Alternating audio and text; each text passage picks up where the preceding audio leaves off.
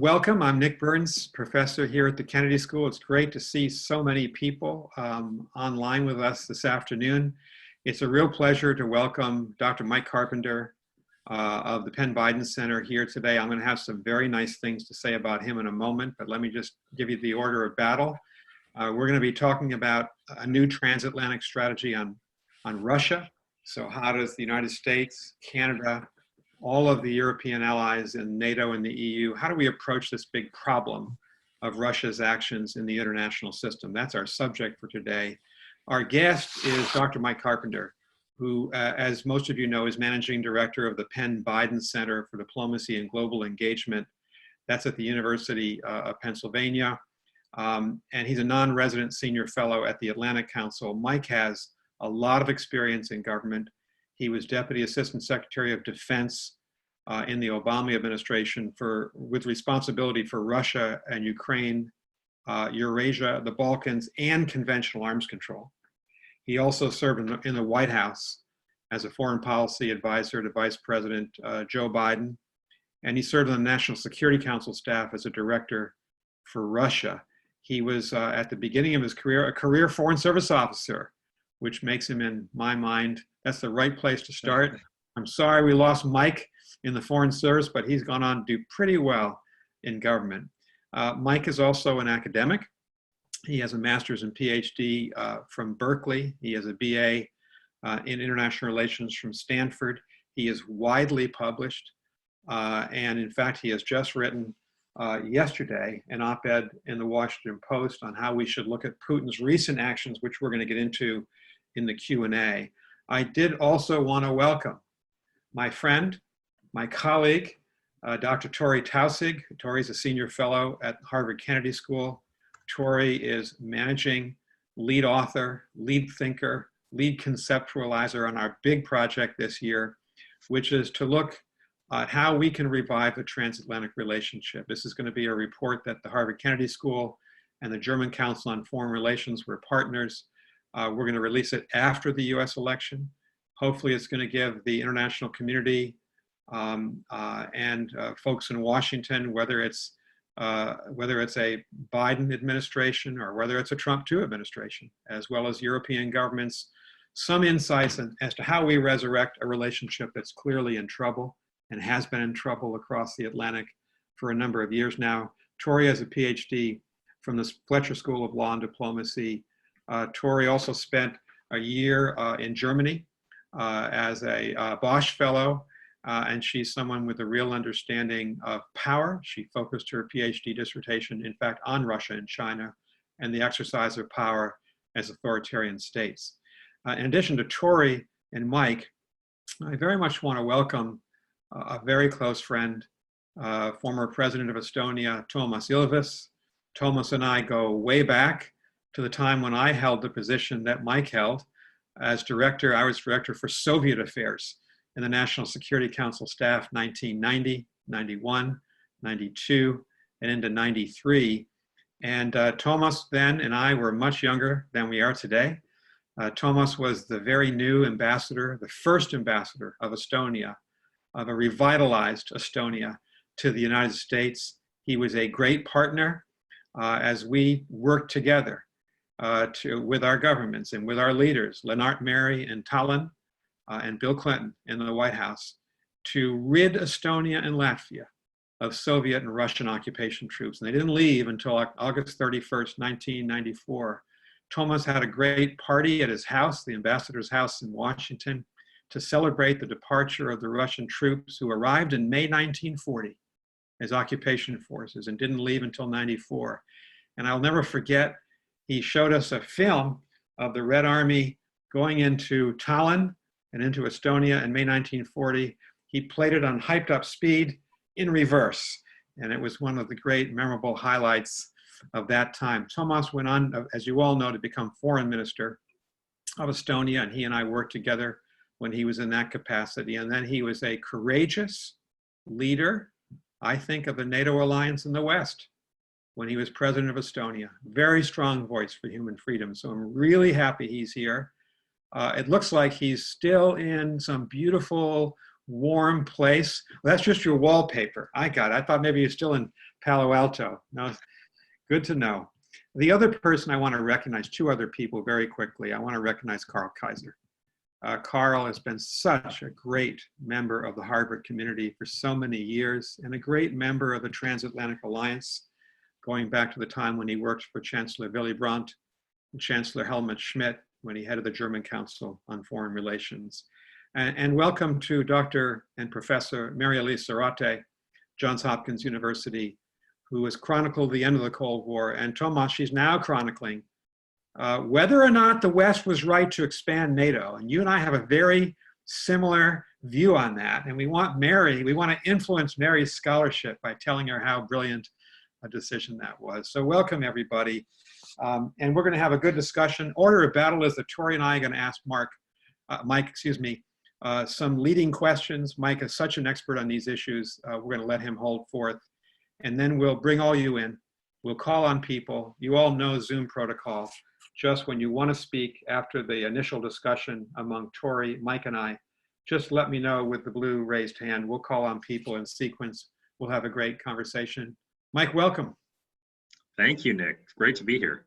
Great to have you with us. I know you're a busy person. Let's go to your article that you published, your op-ed in the Washington Post yesterday. You've been a student, an observer, and I know you've met him too, of Putin for a very long time. You talk in your op-ed about the mistakes he made, strategic and tactical, in not working more effectively with OPEC and the Saudis on the oil crash of the last month. And you also talk about the fact that the Russian government was woefully deficient in recognizing the coronavirus.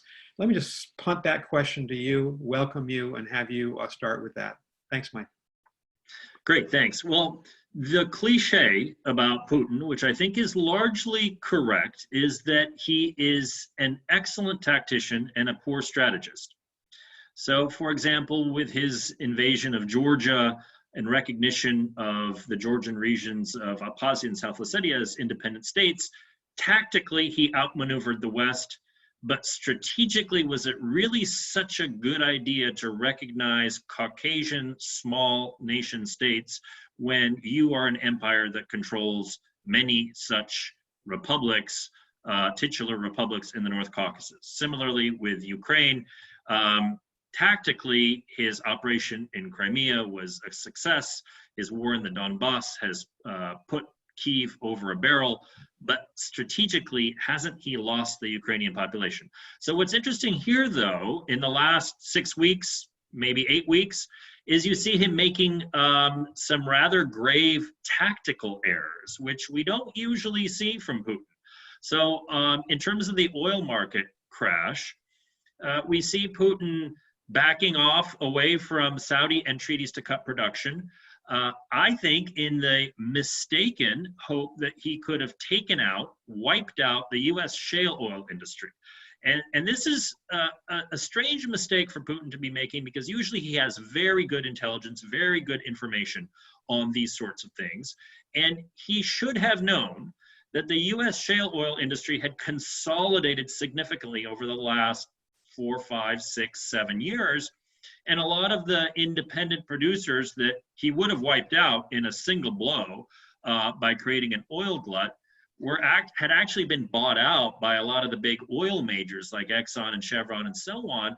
And so actually they were going to be able to turn off production pretty easily and not take an immediate term hit. So instead, he really cratered the Russian economy with this ill-advised move to try to create a glut, and then was kind of stuck because he didn't want to lose face with the Saudis, who he had basically thrown under the bus. And it took Donald Trump essentially calling Putin, or Putin calling Trump, and they had about 4 or 5 conversations at the start of this month, where Trump essentially brokered a deal between Russia and Saudi to finally cut production. But the prices, as everyone knows, the bottom has fallen out of the market, and Russia is in a world of hurt. So that was mistake number 1. Mistake number 2, even worse. Mistake number 2 was his handling of the COVID pandemic, because look, Russia has a 2,600-mile border with China.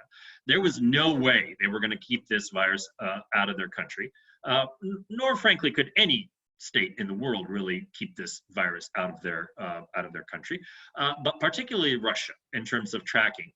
And yet, he did take some early actions. He closed the preponderance, about I think 16 out of 21 border crossings with China already in January, on January 31st.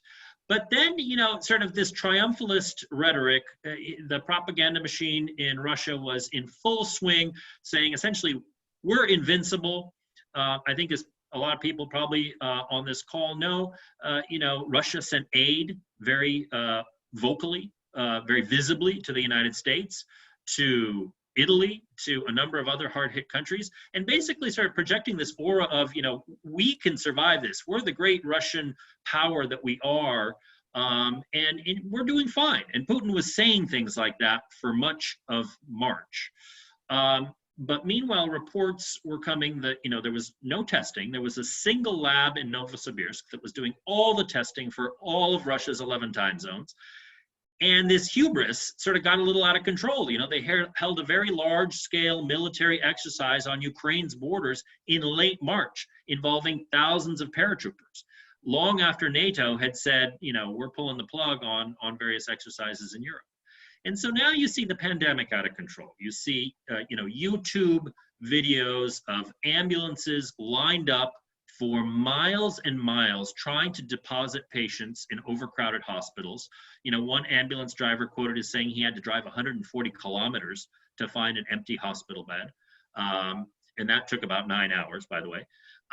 And so, this is now, this image of, invincible Putin has been shattered. And, much like with Chernobyl, if you start out pretending you're strong and then, reality catches up with you very quickly in this case, well, it's a tactical miscalculation. It's not something that you can go back and say, well, we were right then, we're wrong now. It kind of is, it's egg all over his face. And so this is very uncharacteristic for Putin, but it is, it's what you see in authoritarian states that have been sort of hunkered down and isolated, and kind of lost their touch a little bit in terms of how they manage crises. So I think this is going to have huge implications for Putin's rule and for his legitimacy going forward.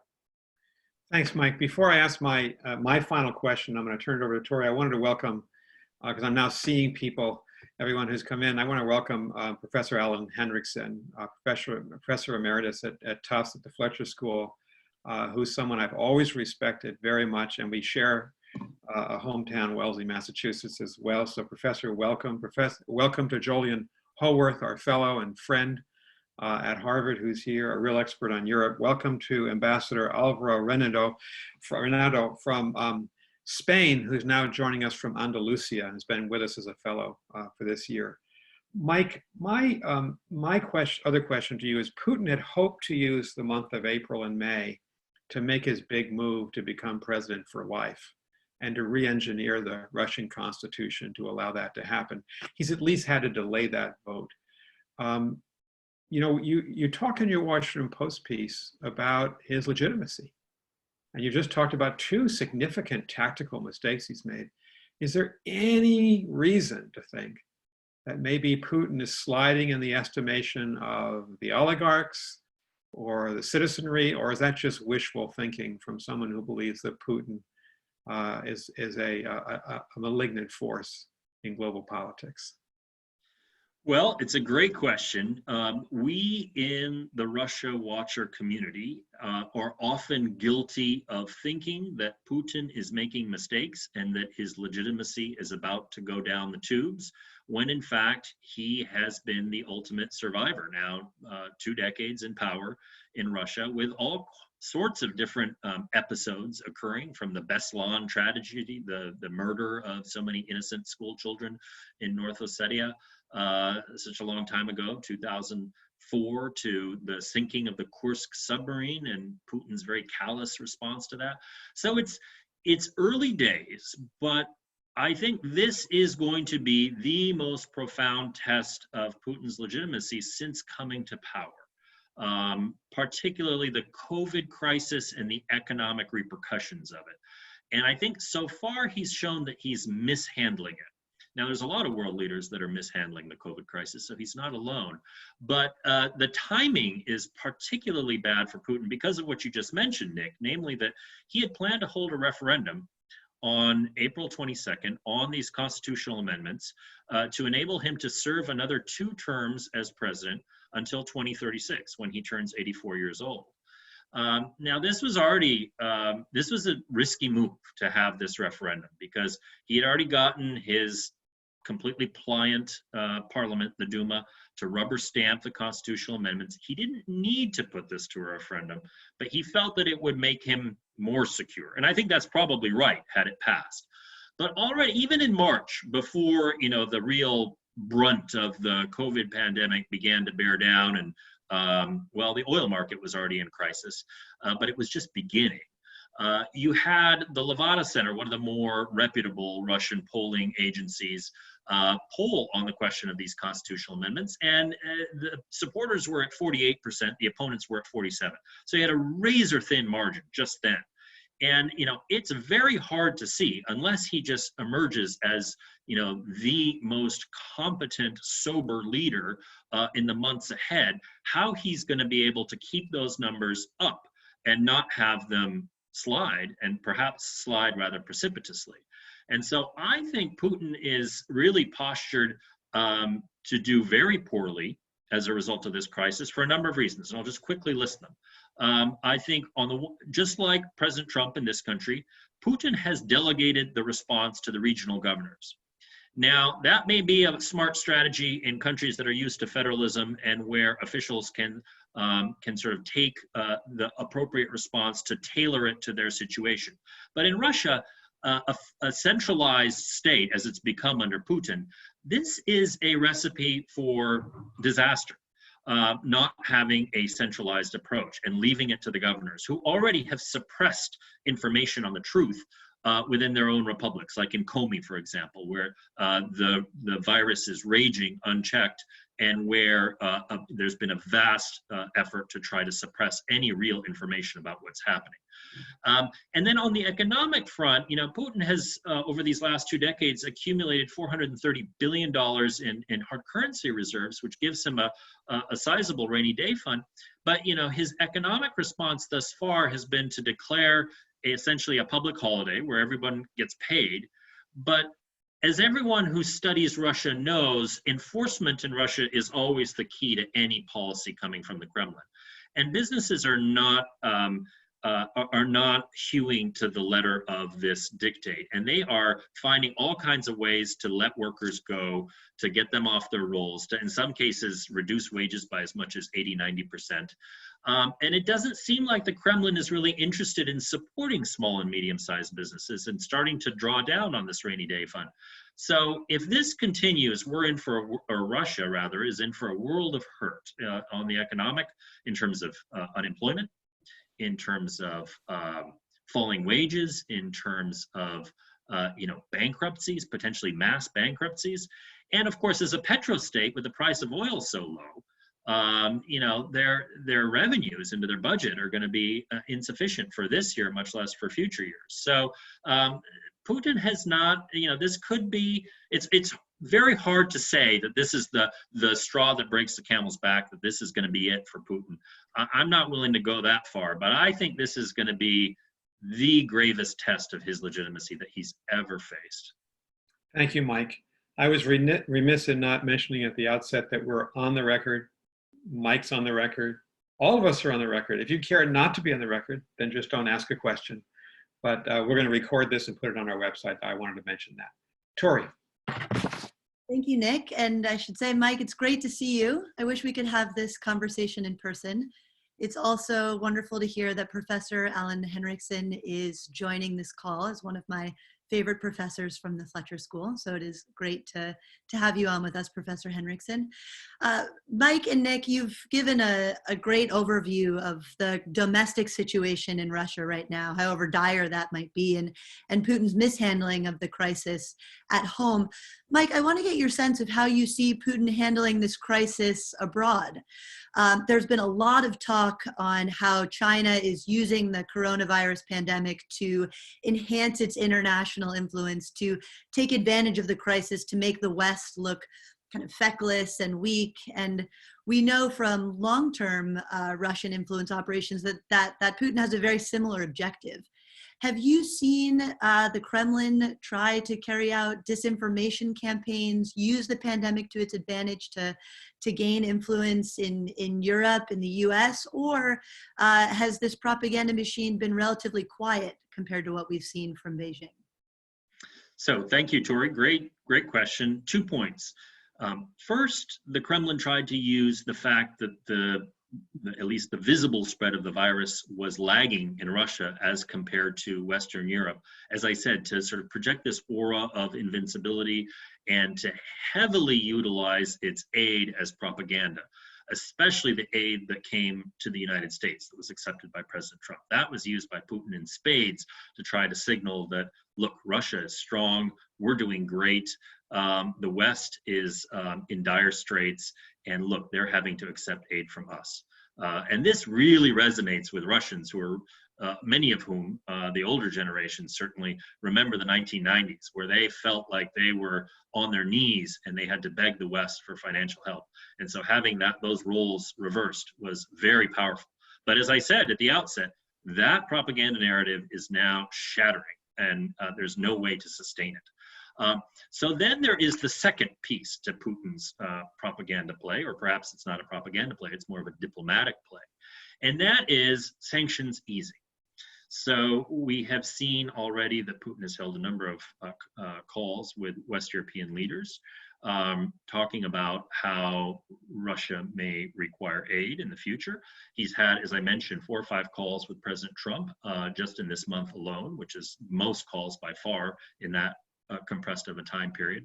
And if you look carefully at the Kremlin messaging, as I do, and you see, for example, a recent op-ed written by Kirill Dmitriev, who is the CEO of the Russian Direct Investment Fund, on CNBC.com, so targeted at an American audience, where he talks about this is the time to open up cooperation between Russia and the United States on COVID, on the global recession that's coming, on things like counterterrorism and non-proliferation and climate change.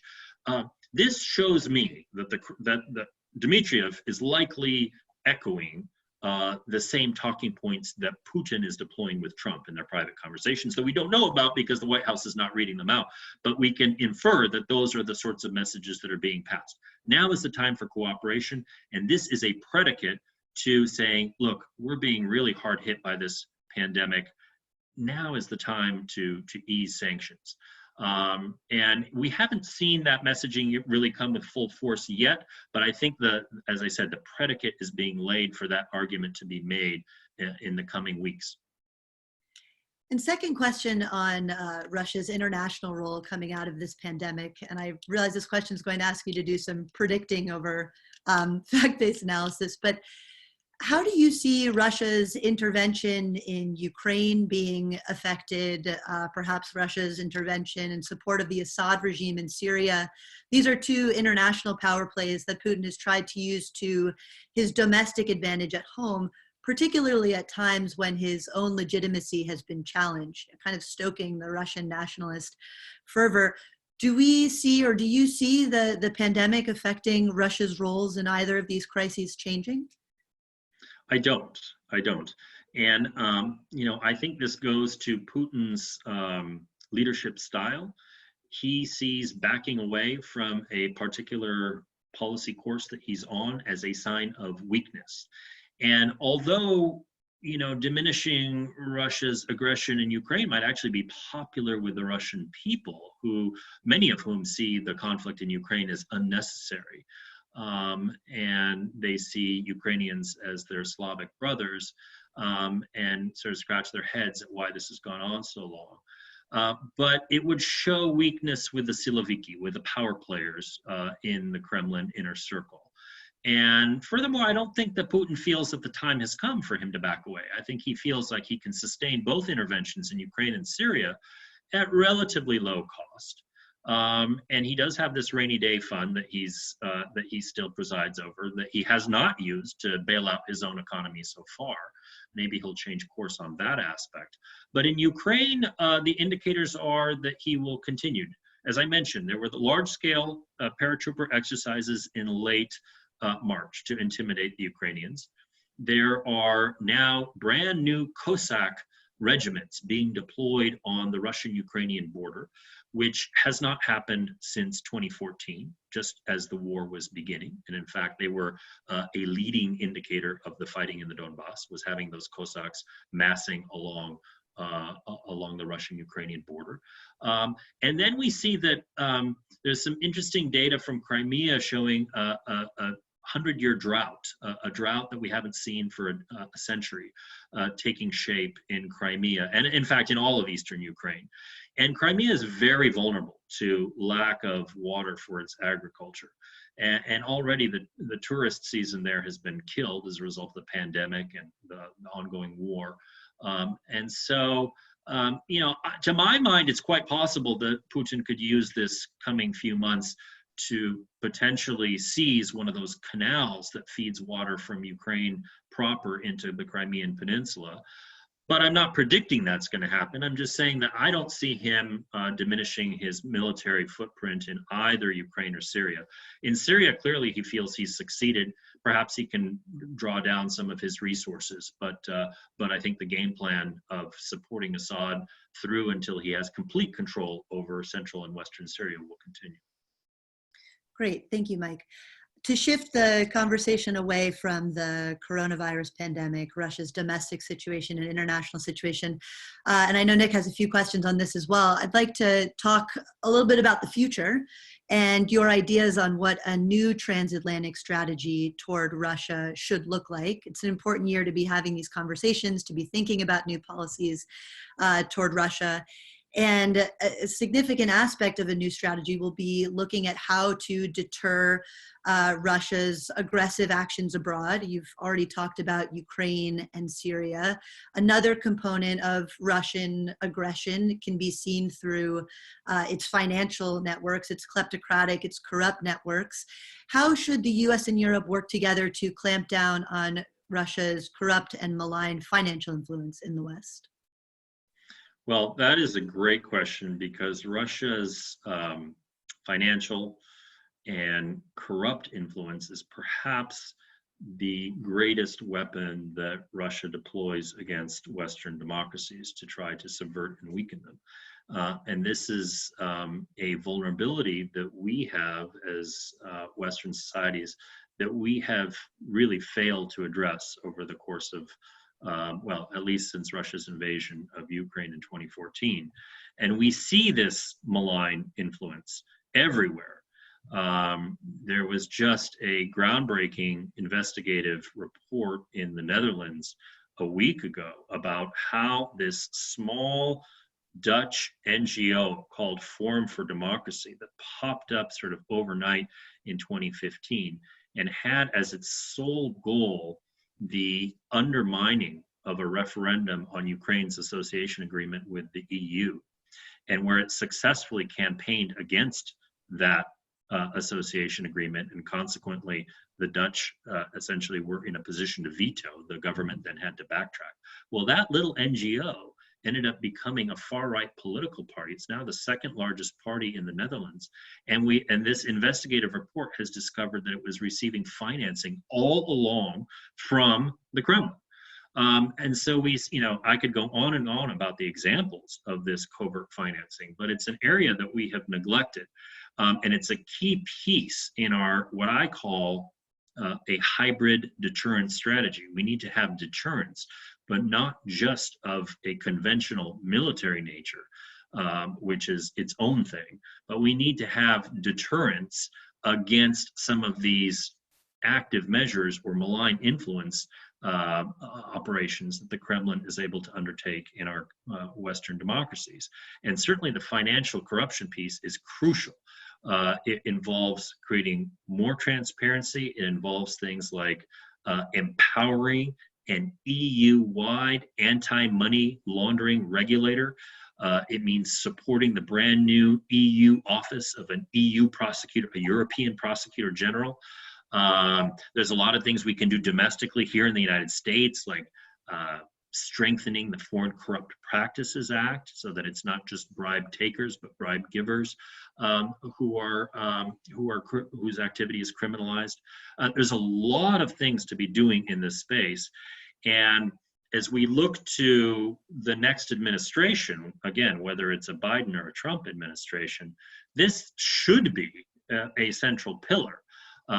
I'm biased. I think it won't be a pillar for a Trump administration because it hasn't been for the last 3 years. But I think for a potential Biden administration, this has to be front and center, is getting our European partners on board with, and some of this can be done in NATO, but most of it's going to be done outside of NATO, frankly, getting them on board and getting ourselves on board with a very robust, comprehensive anti-corruption strategy. Because, you know, look at our campaign finance system. We've got these massive conduits through which foreign dark money can flow. And unless we work together, we'll never clean this up. Thanks. Final question from me, and then I will turn it back over to Nick. It seems that another issue that should be front and center in a transatlantic strategy toward Russia is on arms control and strategic stability, particularly given that we have the New START treaty expiring in early 2021. Other arms control treaties are falling into disarray, or the U.S. has already withdrawn from them. Anti-ballistic missile treaty, INF treaty, open skies. And this is an area where it seems that the West, the U.S. and Russia need to cooperate for the sake of international security and regional stability. How do the U.S. and Europe work together with Russia to strengthen arms control treaties that have really fallen into disarray over the last few years? Yeah, this is a crucial area where we've seen a lot of deterioration over the last few years. The Open Skies Treaty, the U.S. is looking at withdrawing. Of course, we've withdrawn from the INF Treaty, but because of Russia's cheating, of course, but that treaty no longer exists. ABM, so on and so forth. Vienna document, which was always a voluntary confidence building measure to provide military transparency, is being violated by the Russians left and right. So it no longer provides that degree of confidence that we are able to look in to see what they're doing.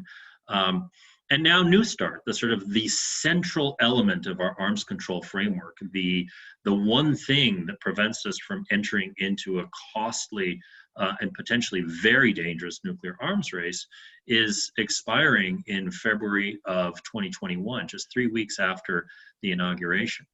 And so we're in a very dangerous spot right now.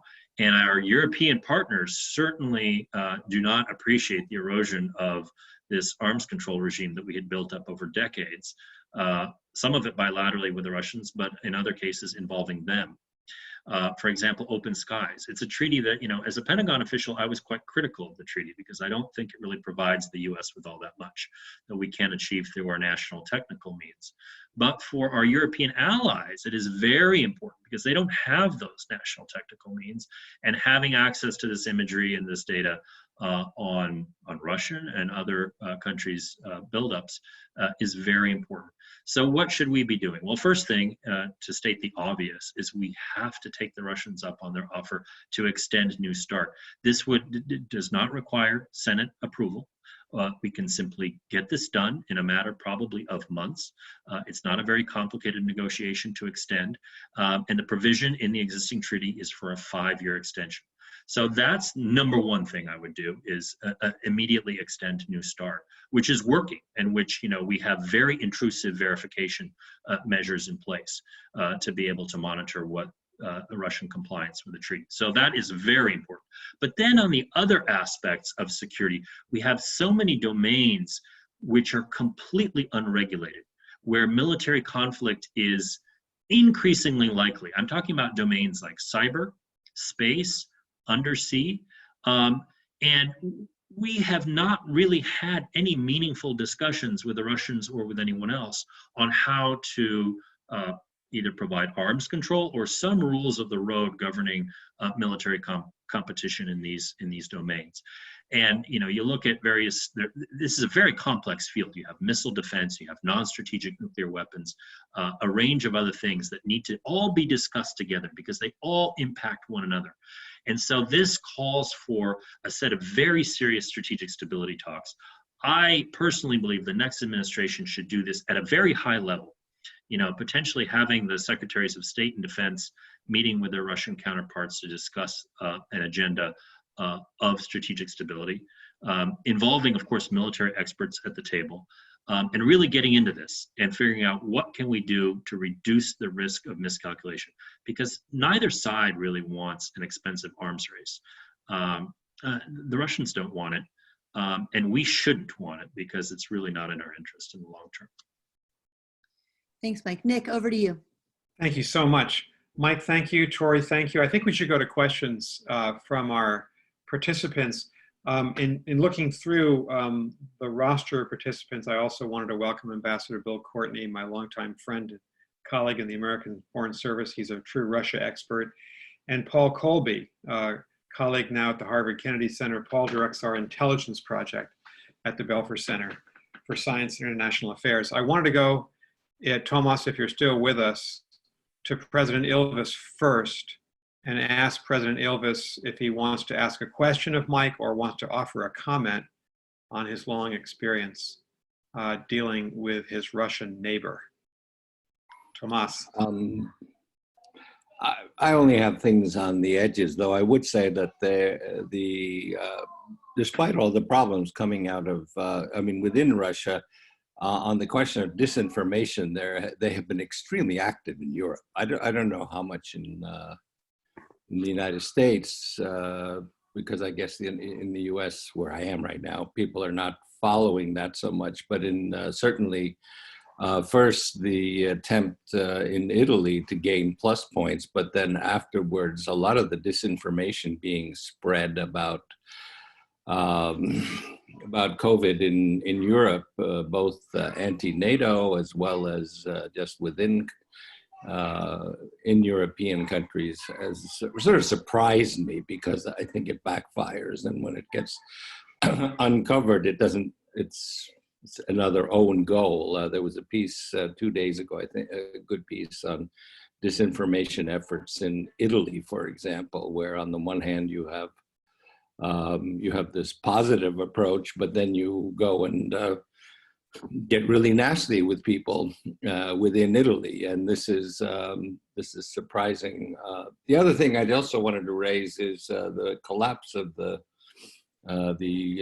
orgy plan for May 9th and the attempt to build up Pobeda as a way to mute last year's fairly sort of failed attempt on excusing the Molotov-Ribbentrop Pact, and I think their big plan was to make Pobeda a big event, which now it is not, and I think that's a big minus for Putin's attempt to build up his own prestige when his numbers have been declining. But other than that, I don't really have anything intelligent to say. Well, you have a lot intelligent to say and to offer. I reserve the right to come back to you during this session, President Ives. Can I just say one thing on that, Nick? So I think I think President Ives is spot on there. And for those of you not following the Russian disinformation in Italy, let me just expand a little bit on that. So what Toomas is referring to is the provision of the aid, which was sent to Italy, was accompanied by a number of military officers who were bacteriological experts, that's in quotes, who were sent to assist with decontamination. And one of the leading Italian investigative newspapers, La Stampa, discovered that a lot of those experts, in quotes, were in fact likely GRU officers who were conducting intelligence, even as they were helping out with pandemic response. And in response to that, the Russian government threatened the newspaper, its editor, and came across as really quite thuggish. And so, they have miscalculated even on the propaganda front overseas, not just domestically, but overseas, and have sort of put their foot in their mouth on a number of occasions now. Mike, I remember at a very different time being with President Clinton in May 1995 at the 50th anniversary of the end of the war. That was quite appropriate for him to be there at that time when we were really almost partners with the Russian Federation. What would you have recommended to President Trump had he asked you? And given your background, he probably wouldn't have asked you because you've been working so closely with Vice President Biden. But what if he had asked 2 months ago, should I go to this victory celebration on May 9th? What would you have suggested? Absolutely not. I think, we recently had a joint statement from the White House and from the Kremlin celebrating the spirit of the Elbe when American and Russian troops met in Germany towards the end of World War II. And it was this sort of celebration of camaraderie between the two nations in defeating Nazi Germany. And, I'm just very skeptical about these sorts of celebrations. I fully recognize the enormous sacrifices that so many just ordinary Russian citizens, Soviet citizens in Ukraine and the Baltic states elsewhere, were faced with during World War II. But to celebrate an alliance with Stalin's Soviet Union, I mean, it's a clear ploy by the Kremlin to try to get us to partake in these sorts of events. And I think it's so long as Russia has troops in eastern Ukraine that are, every day firing on Ukrainian civilians and soldiers, I don't think we should be celebrating anything that involves either Putin or the Russian military. And so, no, I certainly would not, if he listened to my advice, which I'm sure he would not, I would certainly not be advising any U.S. president to go to this celebration. I think it falls right into the Kremlin's propaganda agenda. Thank you. I'm with you. I agree with you, especially in light of what Toomas mentioned, this deplorable Russian attempt to rewrite the history of August 23rd, 1939, what really happened between the Soviets and the Nazis and what they did to colonize Eastern, divide and plunder and occupy Eastern Europe, including the Baltic states afterwards. If you would like to speak, you just go into participants and you can press the blue hand button.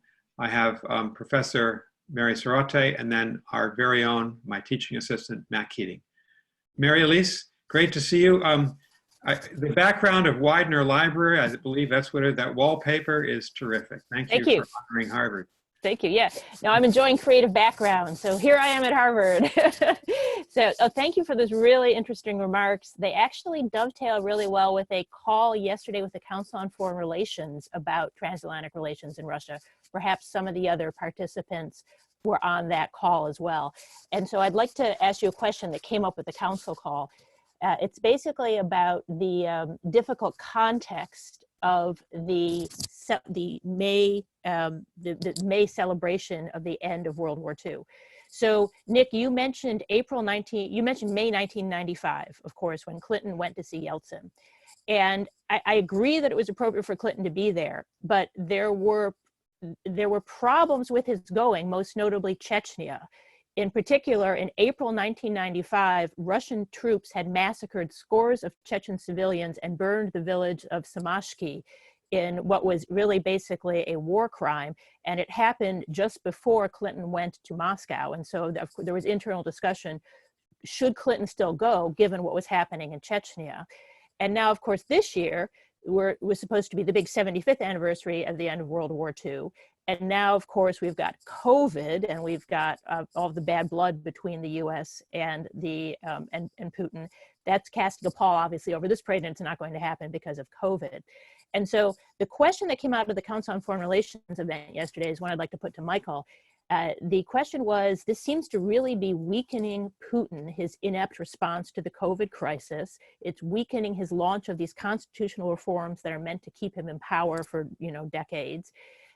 One of the speakers on the council call said, Putin may need to give up some power in order to keep any of it.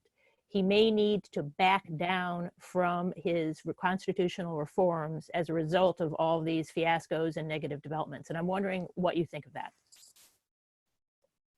Well, it's an interesting question. Let me come at it from this vantage. I think the constitutional reforms that Putin proposed were not his plan A. His plan A was likely the creation of a union state between Russia and Belarus, and he had been pressing Belarusian President Lukashenko very hard over the last 6 months to try to agree to either a revived union state framework or a softer economic integration that would nevertheless allow Putin to take helm of some sort of economic entity between the two states. And Lukashenko just never signed off on that concept. He clearly knew that this was going to cut him out from the power structure. It was going to reduce Belarus's sovereignty beyond what has already been reduced as a result of Russian military influence and economic influence. And so Putin was left sort of holding the bag after a number of very high-profile discussions in Sochi that were heavily publicized, where the leaders essentially walked away with nothing. And there were a number of other things that were floating around as possibilities for Putin to try to finesse this. I think his appointment of Mishustin as prime minister and the abrupt termination of Dmitry Medvedev was in part planned in order to allow for Mishustin to potentially take over the presidency as someone who has no independent power base, who is completely dependent on Putin for his authority, and to allow for Putin to serve as the head of, well, it's been around for a long time, of this sort of revamped state council. That was plan B. So plan A was the union state. Plan B was Putin in charge of a state council, somewhat like President Nazarbayev in Kazakhstan, and then transferring formal authority to Mishustin, who is a technocrat with no independent power base, and ruling in that way. And then really plan C came into focus in late 2019 as this sort of constitutional referendum where he said, look, I'm just going to go for this. And was taking a very big chance, because remember in the winter of 2011-2012, that switch of jobs with Medvedev was extremely unpopular with the Russian people and drove hundreds of thousands of people into the streets of the big cities like Moscow and St. Petersburg. But Putin knew that was a risk with this constitutional change, but decided to roll the dice anyway. And now, of course, with his mishandling of the COVID pandemic, he can't follow through. There's no way he can follow through with the referendum. And so what he decides to do, I don't know, whether removing himself from power to the, along the state council model and allowing someone else to sort of de jure be in power while he rules de facto, that I think is certainly still on the table. I think the union state is still on the table. And, we need to watch what happens in Belarus very closely for the next 12 months. But I think the constitutional amendments simply won't fly. I think that is done. And Mary, I'd just say, before we go to the next question, a very brief response to your very good question about whether President Clinton was right to go in May 1995. I mean, I had just, as you remember, had been President Clinton's special assistant for Russia, Ukraine, and Eurasia. And I had just gone to be State Department spokesperson. So I was in the cusp of those two jobs, but I remember that what had happened, we transformed the entire landscape of the relationship between Russia and the West. There was real peace, and there was a large measure of trust between Yeltsin and the European leadership, and Yeltsin particularly with Bill Clinton. They had just left Estonia and Latvia, the Russian troops, the August prior to the May 95 celebrations. Russia was being proposed by the United States to be the 8th member of the G7, the G8. And Russia and the US were working together in the United Nations in a way that we never had been since the creation of the UN in 1945. This is not to minimize the seriousness of what happened in Chechnya. And I think for a lot of people in the White House and State Department at the time, and Defense Department, Chechnya came into fuller view. We had a greater understanding of it, probably in subsequent years than we did in the first months of '95. So there's no question in my mind that President Clinton made the right decision to go to that particular celebration. So two students, Matt Keating first and Nick Hanson. Matt. Sure. Thank you so much, Dr. Carpenter, for coming here today. I had a question on Arctic policy, specifically what you see as Russia's interests in its new 2035 basic guidelines for Arctic policy, and how you would assess the Trump administration's recent actions in regards to ensuring the Arctic as a peaceful region. I read that the Coast Guard was recently approved for about $650 million of polar cutter boats to patrol the Northwest Passage. So I was wondering what you see as America's key national interest in the regions, and for a future administration, what the Transatlantic Relationship, what NATO, what role the Arctic Council can play in ensuring that, as Secretary Pompeo says, the Arctic region doesn't become the next South China Sea. Well, that is a great question, and I think we could spend an hour or more just on that. And certainly I want to give some time for Torrey to weigh on this topic as well. But let me just say this, the Russian state has been militarizing the Arctic for over a decade now, if not slightly longer. And Russia, of course, sees the Arctic as a potential source of enormous mineral wealth, but also as a key transportation corridor as the ice recedes. And so Russia is poising itself through its military investments to be able to control transit through the various waterways in the Arctic that are adjacent to its territory. Now, this is a very tricky policy conundrum for the United States.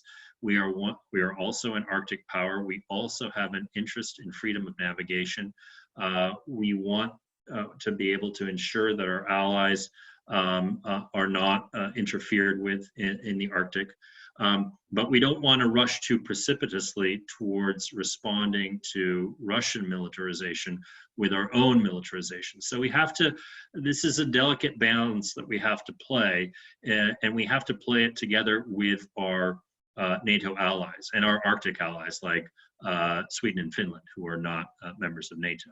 And so there is an Arctic Council where we sit, where the Russians sit, and where Norwegians, Swedes, Danes, Finns sit as well, the Canadians. And it just requires a lot of investment in diplomacy. And so right now, for example, the United States is providing Greenland with $12 million in support to try to make an end run around Chinese investments. The Chinese are very interested in the Arctic as well. So that's the other element to this story. It's not just Russian power, but it's potentially Chinese power in the Arctic as well. And so we've provided this $12 million to Greenland, but the Trump administration did it bypassing the government in Copenhagen. And as you know, Greenland is semi-autonomous, but it's controlled by Denmark. And following this crazy stunt, PR stunt of proposing that the U.S. buy Greenland from Denmark, to go around the government and not fully consult with them in providing this support to Greenland. And by the way, we're also standing up a consulate in Nuuk sometime this summer, is my understanding. And so presumably that's been coordinated, but my point is not being fully on board with our allies is really hurting our ability to work carefully and strategically in the Arctic region and do what's necessary to protect freedom of navigation, to protect our facilities, to have the intelligence, surveillance, and reconnaissance assets, on the ground that are necessary, but without triggering some sort of counter-reaction from the Russians and without alienating our allies. But, you know, Torrey is a great expert on this, and I'd love to hear her thoughts too. Torrey is, and I just wanted to say, Torrey, before you speak, I wanted to give Fran Ulmer an opportunity to come in after Torrey. Fran, Mike, you may know, is the chair of the U.S. Arctic Research Commission. She's an Alaskan, former lieutenant governor of Alaska, and former mayor of Juneau. She knows a lot about the Arctic. So, Torrey, why don't you go first? And Fran, we'd love to hear from you. Great. Well, I will quickly cede the floor to Fran because I would love to hear what she has to say on this. But Mike, I completely agree with you. I think this is an area where kind of diminishing trust between the U.S. and its allies could have strategic consequences that allow Russia and China to use the Arctic as more of a base for power plays and competition. A relatively new Russia-related question about the Arctic for me has been whether Russia will use its Arctic sea bases as a launching point to monitor and potentially threaten undersea communications and internet cables. And I think this is just an early on illustration of how we could see Russia use the Arctic for more malign purposes. But with that, Fran, if you're on and would like to comment, it would be great to hear from you. So I will just say that I think both of you summarized quite nicely what can be said in a short period of time.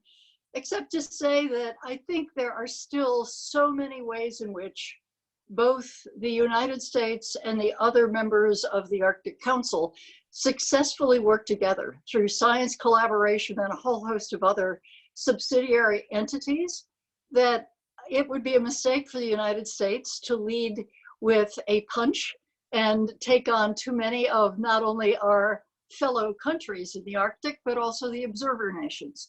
I think the desire by the media sometimes to pump up the problems in the Arctic really minimizes, unfortunately, the many reasons that the Arctic Council has remained strong since 1996, because there's actually more in common than there is in opposition. Now, admittedly, the buildup of military assets by Russia has precipitated an additional buildup by the United States. I mean, if you look at the investment in Fairbanks, in our air power, for example, you see that there is a considerable, not only awareness, but now new commitment to try to at least be prepared in the airspace. The remaining lack of capacity by the United States in terms of the coastal areas, in terms of our icebreakers, in terms of ports, still means that our presence there is limited and probably needs to be thought of not just in a military or defense posture, but in a civil awareness of what the real needs are in case of not only an oil spill or a tourism disaster or anything else. But anyway, I could go on, but thank you very much, Michael, for your excellent presentation today. And Fran, thank you for being with us. We really appreciate it. You also appear to be in Widener Library, at least have really good wallpaper of Widener Library. Nick Hanson, and Nick is a student at Harvard Kennedy School and a real expert, former US military officer, real expert on East Asia. Nick. Thank you, Professor, and good afternoon, ladies and gentlemen. Dr. Carpenter, thank you for your time. I was curious if you could comment on what I think has been the most unique dynamics of the past 10 years is the growing relationship or bromance between Xi and Vladimir Putin. And if you could comment on how you think that relationship will change over the next few years, especially as President Putin has been weakened a bit domestically, and then if there's any issues or any room that you envision for at least the Trump administration or future US administration to kind of widen what is at least perceived from the outside as a very tight relationship from those two leaders. Thanks. Well, that is a great question, and that's another one that we could spend an hour or more on. So let me give you my views just in brief. There is a running commentary in the Russia and China watcher community about whether we're at the floor or ceiling of Chinese-Russian cooperation. And I look at it like this. I think that's in some ways the wrong question to ask. I think over the long term, you will certainly find that there is more and more strategic competition between Russia and China. You just look at the demographics of the Russian Far East as compared to the Chinese regions, northern regions adjacent to Russia. And you see that there is a lot of grounds for Russian decision makers to fear growing Chinese influence and to try to mitigate that. There's also existing fear already that the Chinese are stealing Russian military intellectual property and applying it to develop their own systems, having purchased, a token number of equipment from the Russians, and so on and so on. And in terms of energy, there's this famous East Siberian pipeline deal where essentially the Chinese ate the Russians' lunch, and at current oil prices, that's nowhere near profitable. But even at $80 a barrel, that was not going to break even, that project for the Russians. So it's more PR than anything else. So I think in the Kremlin there are smart people. Sergei Ivanov is no longer there, but when he was a prominent advisor to Putin in the Kremlin, he's still an advisor, but no longer in an official position. When Sergei Ivanov was there, I think Ivanov really, and I say this simply because I had some dealings with him, there may be others too, Patrushev and some other close advisors to Putin, but he really understood the long-term strategic threat that China posed to Russia. But that's all in the long term. And look, Putin is a guy who thinks in 2, 3, 4 year time increments. He doesn't really think about the long term, what happens after, well, if his constitutional amendments are passed, what happens after 2030, 2034, 2036. So my sense is that in the short term, there is a clear alignment of interests in defeating color revolution, subverting Western democracy, strengthening authoritarian, digital authoritarianism in terms of surveillance technologies and so on and so forth, and an expanded horizon for cooperation on these things. And so I really don't see, there could be a contingency that causes some sort of incident that sours relations between China and Russia in the next 5 years. But I really see their relationship expanding and continuing to deepen over that time frame. I think eventually in the longer term, by which I mean 10 years or more, there will be more friction in that relationship, but not anytime soon. Mike, thank you. I just, I certainly agree with you in your characterization of Sergei Ivanov. He, as defense minister and as chief of staff to Putin, he was a mature strategic voice around Putin, and it seems to be missing now. Toomas wants to come in on this point. Then we have Benjamin Schmidt and Karl Kaiser. Toomas. Just a quick question, because looking at the title of the talk, we haven't really talked about Europe, aside from being an object of disinformation. But I mean, there's a lot going on in Europe. I mean, Macron came out with his kind of thing about forget Russia, let's make up with them and deal with China, met by complete but insulting silence from Germany. Clearly, the absence of any kind of consultation with allies in the so-called brain-dead NATO in Macron's imagination did not really enthuse a lot of people. At the same time, there's been no reaction really from the United States at all on all of this turbulence regarding NATO, European relations with Russia. Just any thoughts you might have, Mike, on this would be great. Yeah, thanks, President Ilves. So, I had originally planned to deliver a longer talk. I think we decided it was better to have a discussion than have me drone on Zoom. That's not a great recipe for success in keeping people engaged. But my starting point for my longer talk, which I have given before, is that the transatlantic relationship is frayed in so many different areas. I mean, from climate to trade to democracy promotion to immigration, to how you deal with Russia and China and Iran. That, you know, with the next administration, unless it's a continuation of what we have now, we really have to get in the room together and talk strategically about what are our strategic goals, what are our medium range goals, and tactically, how do we go about achieving them? Because there's this huge divergence now, and you've mentioned, and within Europe it's occurring too. Macron certainly wanting rapprochement with Putin, the Italians and the Spaniards also seeing ground, and of course Viktor Orban in Hungary seeing grounds for a rapprochement, and a lot of the countries that have dealt with Russian aggression in the East very reluctant to move forward in that direction. So we really need to get together as a transatlantic community and sort of get on the same page and reestablish a strategic vision for what we want to achieve in Europe and what we want to do with regards to Russia, China, and other threats.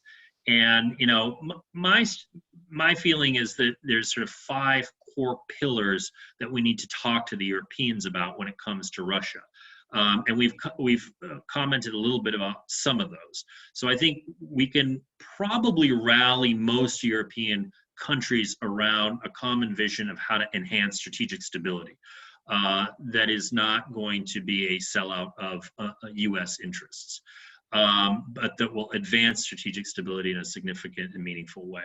Second, we need to, I think, talk about this concept of hybrid deterrence, how you deter Russia, not just in conventional terms, with companies potentially being deployed to the Baltic states or what we're doing in the Black Sea region, but also in terms of some of these subversive tactics. Third, I think we could probably coalesce, although it won't be easy, but we could probably coalesce around an agenda for enhanced resilience that reduces some of the vulnerabilities that we face to Russian, Chinese, and other outside influence. And that means things like tackling money laundering and things that we should be doing already in terms of transparency, but that we're not. And there is as much room for action by the United States as by our European partners. And if we're smart about this, we can sort of push the Hungaries and the Turkeys to the side and say, you don't want to be a part of this club, fine, but we're going to create our own club where we do anti-corruption in a meaningful way. Fourth, and this one is really tricky in terms of getting Europe and the US aligned, I think we have to have a much smarter cost imposition or leverage strategy with Russia, focused primarily on Russia's interference in democracy, both internally in West European countries and in Ukraine, and really focus all our leverage on that issue, but sharpen that leverage crucially. And that's where getting the Italys and the Spains on board is going to be and the Frances, it's going to be very tough. But I think we need to start that conversation. And then finally, I won't go into it in detail, but I think there's a far better way to reach out to the next generation of Russians than what we've been doing so far. And I think we need, and actually your country, Estonia, has been doing a lot of very innovative programming in that regard. So is Latvia and Lithuania. I think the Balts are in the leadership in terms of how to engage with Russian civil society and next generation Russian leaders. And I think we really need to rethink that whole aspect of strategic communications. So those are my 5 pillars, but it's going to take a lot of just really tough diplomacy in the room with our European partners to get us all on the same page and acknowledge, hey, we've screwed up a lot of things too, and we're willing to turn the page now and look at how we can have a proper strategy to make Europe whole, free, and at peace a realizable aim. Mike, thank you very much. Before we go to Benjamin Schmidt, Carl Kaiser, and Amy Yee, JP Natkin informs us on the chat that the Russian Prime Minister has just been announced has tested positive for coronavirus. Unfortunately, he's turned over his responsibilities to Belousov. That's just been announced in Moscow. Also in the chat, Alvaro, Ambassador Renedo, our friend, says that on Russian digital disruption in EU member states, see a study by Dr. Javier Lasaka from George Washington University, solid methodology, very concerning findings of that study. So thank you, Alvaro, for that. Benjamin Schmidt. Thanks, Mike. It's great to see you today. I appreciate listening, and I agree with almost everything you've argued here today, especially with respect to increasing transatlantic cooperation on anti-corruption actions to take on Russian overt and covert dark money, because that served as a key vector of strategic corruption and elite capture over the past decade in particular. And given that, for example, we've seen that Russia uses its energy infrastructure levers as conduits of these trends, including in certain areas of Western Europe, as you pointed out, as well as broader dark money and malign influence networks that have impacted both Washington and capitals across Europe. How do you think that we build on one of those pillars you mentioned and untangle these networks that already exist to get the unified transatlantic action here? Do you think these existing networks will tie our hands on getting impactful action on anti-corruption, combating strategic corruption? And what sort of platform, whether it be NATO or other diplomatic channels, would be best used to address and unify U.S. and European cooperation on this front?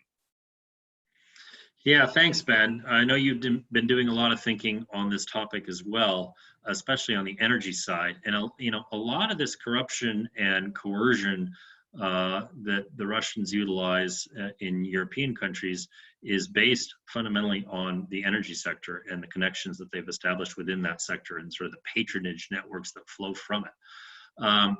This is a tough one. This is going to take a lot of exposure, but it's going to have to be delicate because a lot of these patronage networks extend to the inner circles of power in many prominent European countries. Look at the Savoini tapes that were revealed from a prominent advisor to the Lega party in Italy, meeting with Russian politicians in Moscow at the Metropole Hotel, talking about using proceeds from energy sales to create a slush fund for the Lega party. We just have an inkling. We're just seeing the little tiny tip of the iceberg on how Russia utilizes corruption to create political influence in Europe. And I mentioned the Dutch case of Forum for Democracy. There's so many others.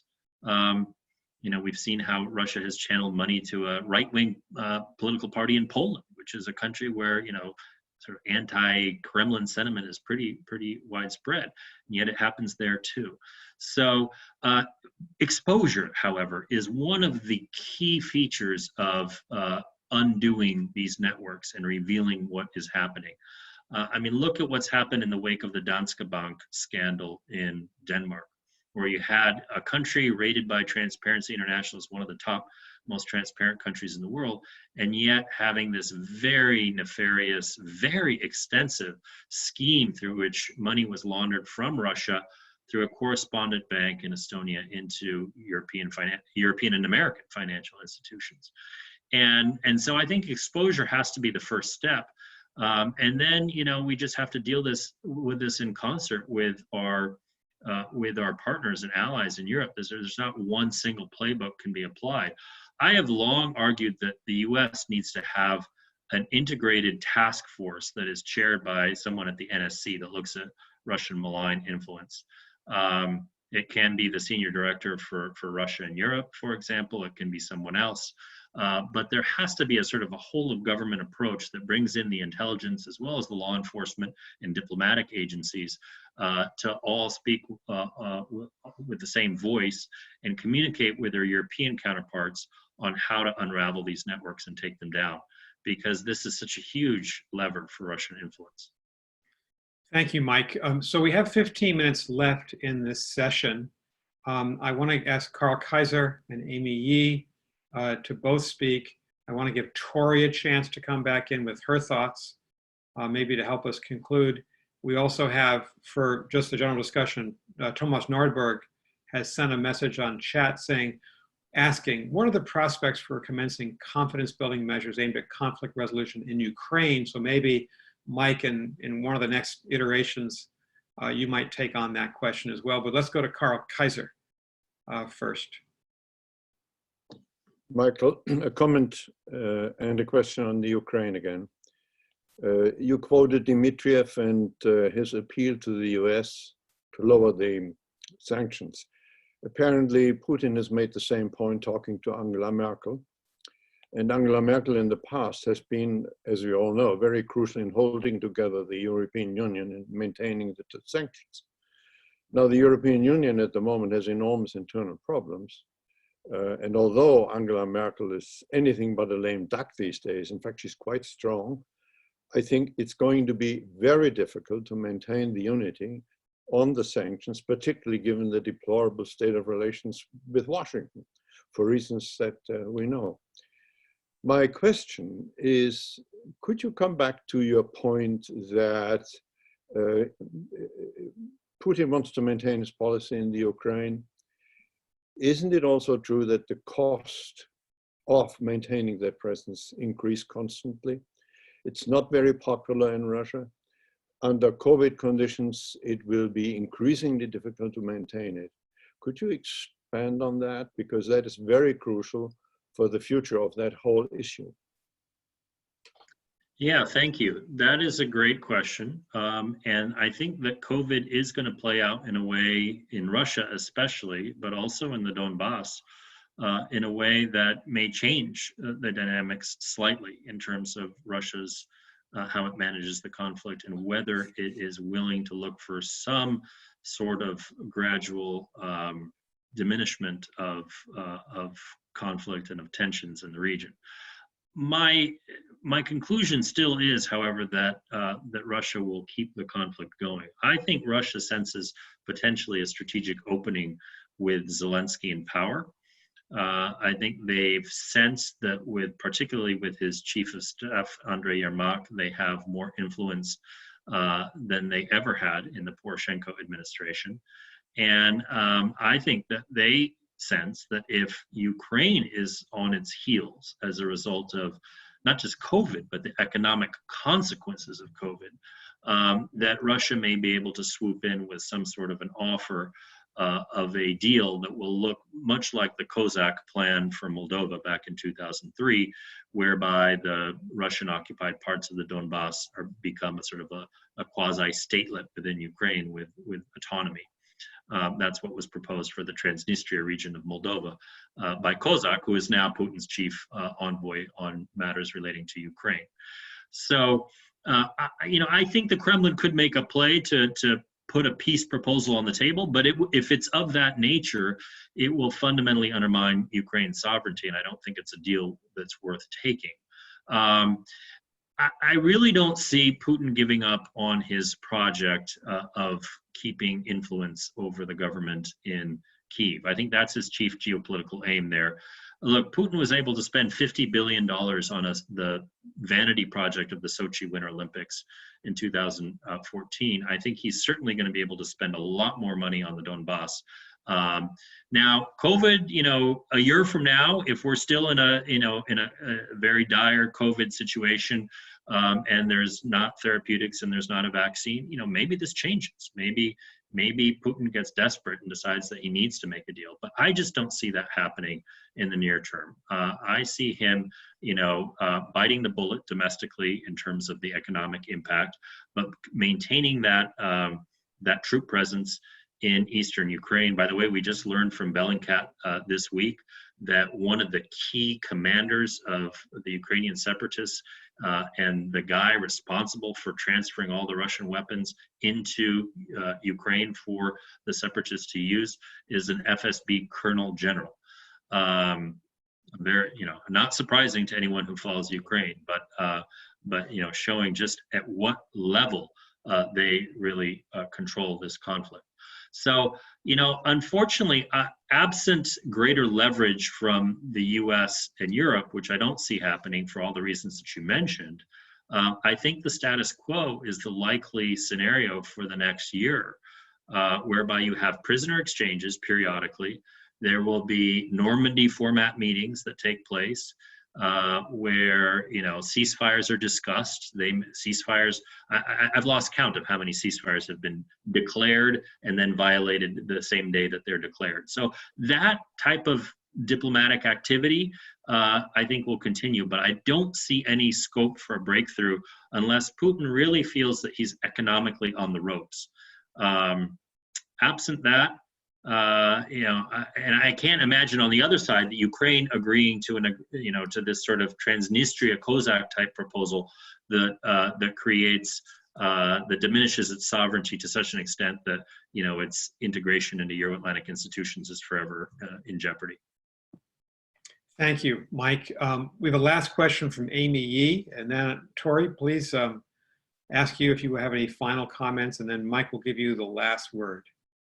Thank you Amy. so much for this. This is very, very interesting. My question is about cyber attacks and cyber war. And what do you think are some of the options for holding Russia accountable for acts of cyber war? We've seen how destructive they can be, you know, and especially now in a pandemic, the implications are, you know, the risks are even higher. Let's say if you take out healthcare systems or food supply chains, shipping, if you cut out electricity grids in the winter, things like that. Do you see any options for curbing these kinds of attacks and holding Russia accountable? I think there have been talks about establishing cyber norms for digital attacks. You know, is that feasible at all? It's a great question. I'd love to get the thoughts of Toomas Ives, whose country was attacked in the largest cyber attack to date by Russia against another country. It's come close with Ukraine in terms of targeting Ukraine's power grid. This is a very difficult issue. In the Obama administration, we spent a lot of time discussing cyber norms with the Russians, made some progress, but ultimately never had any kind of mechanism that was verifiable that would serve as a deterrent for either side, frankly. And so this is tough. You know, I think attributing, as was done, for example, by Special Counsel Mueller when he identified the specific GRU subunits that had hacked into U.S. servers in 2016. I think that's important, and then holding those individuals to account. But you know, individual accountability is not going to lead to anything. There has to be much greater cost imposition when there is an attributable cyber operation or attack. And that's tricky. I mean, this quickly can lead to an escalatory spiral that nobody wants to be in, where critical infrastructure is all of a sudden being held at risk, and so on and so forth. So it's an area that we need to continue discussing, but I think it's also one where we do have leverage, and we need to understand that we need to communicate to Russia and other would-be offensive cyber powers that anything they do in our country will be met with a very stiff response. You know, I think you've seen some of that communication coming from the NSA over the course of the last year or two, where there's already been indications that some of our cyber defense is in fact offensive in some ways. The line, of course, is very blurred between the two. But fundamentally, I think we just have to make it very clear that when there's an attributable cyber attack against the United States, it will be met with the firmest of resolve by our leadership. Thank you, Mike, very much. Toomas, I don't know if you wanted to have a last word on this subject of the 2007 denial of service attack on Estonia. I can say that basically, I mean, nations have been loath to actually use same domain responses. You don't want to get into a cyber war by going back in the same domain, but you have so many other options. I mean, basically attribution can be fairly good, at which point you can just throw out a bunch of diplomats. You can do, I mean, if you have anything left to sanction, you can do that. But I think that most Western countries are very wary of using cyber in response to cyber attacks. That sort of in-domain responses people don't want to get into. That's all. Thank you, Toomas. And Toomas, thanks so much for being with us today. Torrey, a last word or last set of observations, then Mike will give you a final reflection. Torrey. Well, first, Mike, I just want to thank you for taking the time to be with us today. I know you're incredibly busy, and this has been a sweeping but also very in-depth discussion of a range of issues at hand, and we've all benefited from your expertise and your long experience on these issues, so thank you. I just wanted to close by bringing up an earlier point about the Russia-China relationship, but use this to illustrate a broader issue in the transatlantic relationship and transatlantic strategy. You know, I agree with you, Mike, that this relationship between Russia and China is largely tactical. I don't see a strategic partnership blooming over the years to come. That doesn't mean we shouldn't be paying attention to joint military exercises between Russia and China and enhanced economic cooperation or Putin and Xi's political relationship. But I agree, it's largely tactical. And there's been a lot of talk in the U.S. of enacting some sort of Kissingerian triangular diplomacy to pull Russia away from China's orbit. And I think that's the wrong focus to have. I think first and foremost, the United States, when dealing with big geopolitical challenges like Russia, like China, should be, and all of the issues you've brought up today, should be first and foremost on strengthening our alliance with our European partners and strengthening partnerships between Western democracies. And I'll just bring up one illustration from, I think it was June 2018.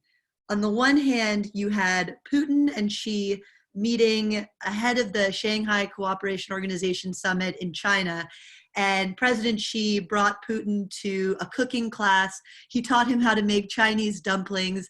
He said that he was one of his closest and most intimate friends. And at the same time, you had a really tense G7 summit meeting, where you had that now famous photo of Angela Merkel and Justin Trudeau and President Emmanuel Macron staring down on an obstinate President Trump. And these two illustrations kind of showed to me, yes, you could have a closer relationship between Russia and China, and perhaps they're developing a more tactical relationship. But if we don't get our own house in order, if we don't get this alliance strengthened and under control, there's very little room to make progress on the range of issues that you've discussed today. So first, Mike, thank you again. And I just think, I mean, you've really illustrated why it's important that we focus first and foremost on strengthening this transatlantic relationship, on anti-corruption, on military cooperation, on trust to deal with issues like Russia and China.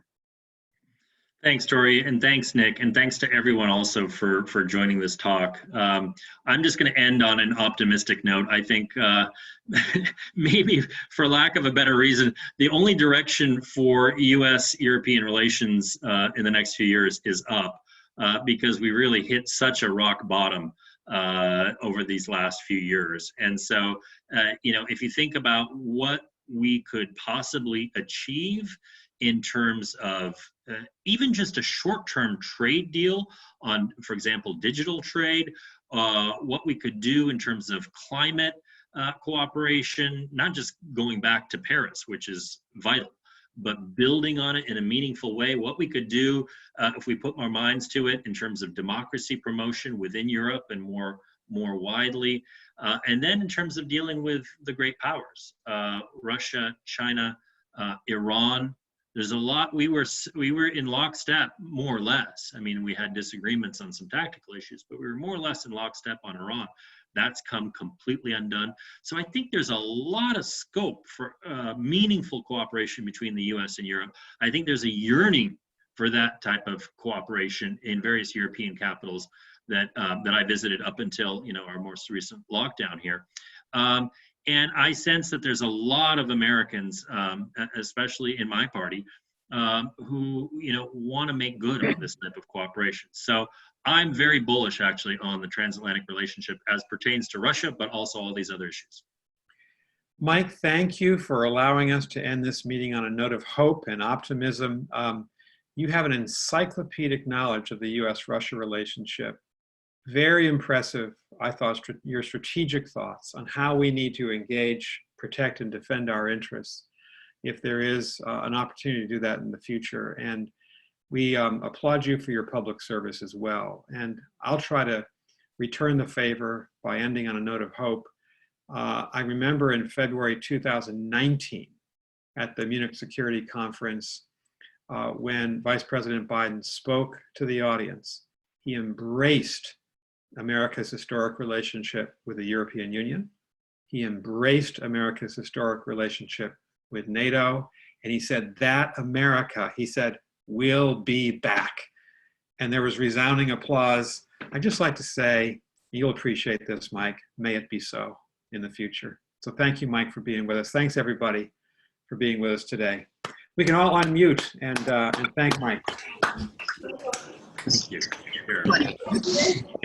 Cheers.